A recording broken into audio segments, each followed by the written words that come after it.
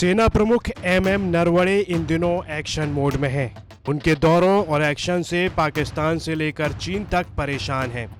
और तो और उनकी परेशानी अब कम होने की जगह बढ़ गई है, क्योंकि अब सेना प्रमुख जनरल एमएम नरवणे ने यूएई के थल सेना के कमांडर और staff major general Saleh Mohammed Saleh Al Ameri से मुलाकात की है।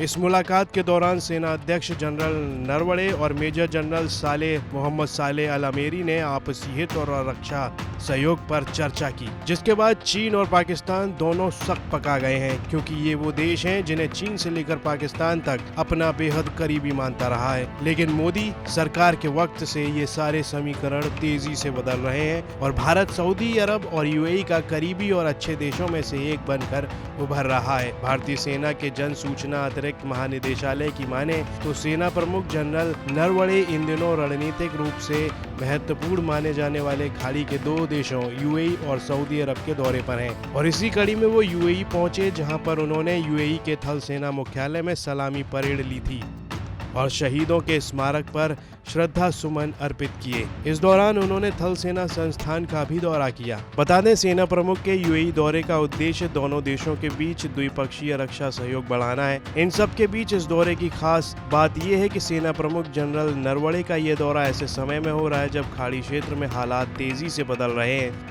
इतना ही नहीं, अब तो कई अरब देशों के साथ इजराइल के संबंध सामान्य हो रहे हैं। वहीं सेना की ओर से जारी बयान में कहा गया है कि जनरल नरवणे ने 9 से 10 दिसंबर तक संयुक्त अरब अमीरात का दौरा किया। आधिकारिक बयान के मुताबिक थल सेना प्रमुख यात्रा के दूसरे चरण में 13 से 14 दिसंबर तक सऊदी अरब का दौरा करेंगे।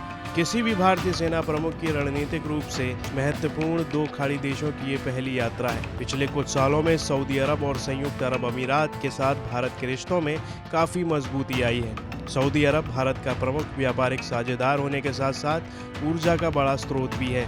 इसके पहले भारत के सेना प्रमुख एमएम नरवणे नेपाल के दौरे पर जा चुके हैं, जिसके बाद से ही भारत और नेपाल के रिश्तों में तेजी से सुधार देखा गया है। अब तो नेपाल के मंत्री भी भारत दौरे पर आ रहे हैं। एक तरफ जहां भारत चीन को काउंटर करने के लिए म्यांमार, श्रीलंका, भूटान, नेपाल जैसे देशों से रिश्ते मजबूत कर रहा है, तो वहीं भारत यूएई और सऊदी अरब के साथ मिलकर पाकिस्तान को पूरे तरीके से काउंटर करने का प्लान कर रहा है। इस सबसे सिर्फ पाकिस्तान को ही नहीं, चीन को भी फर्क पड़ेगा। पाकिस्तान और चीन भारत के सामने कमजोर पड़ते जा रहे हैं।